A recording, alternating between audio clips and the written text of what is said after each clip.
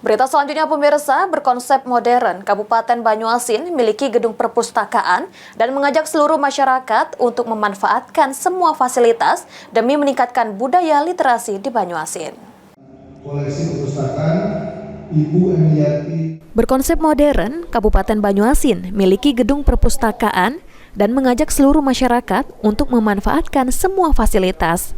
Muhammad Farid, penjabat Bupati Banyuasin, mengatakan, pentingnya budaya membaca sebagai pondasi untuk menciptakan masyarakat Banyuasin yang cerdas dan mampu bersaing di era global.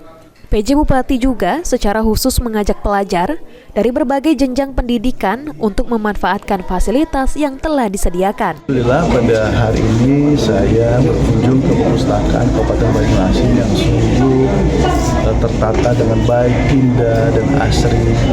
Sejuk juga duduk di sini. Jadi ini kesempatan yang baik buat seluruh masyarakat Kabupaten Banyuasin dan juga anak-anak kita yang saat ini kita ketahui sangat haus akan ilmu pengetahuan, wawasan. Nah, disinilah tempatnya perpustakaan Kabupaten Banyuasin, tempat menimba, mendapatkan ilmu, wawasan, pengetahuan. Karena banyak literasi di sini.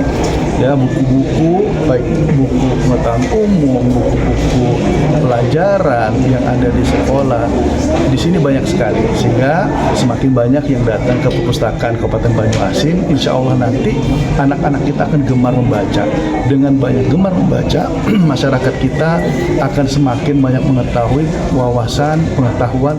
Diharapkan perpustakaan ini bisa menjadi pusat literasi yang menarik bagi masyarakat Banyuasin, sekaligus bukti komitmen pemerintah daerah dalam meningkatkan kualitas pendidikan dan literasi. Ridho Ilahi, PAL TV.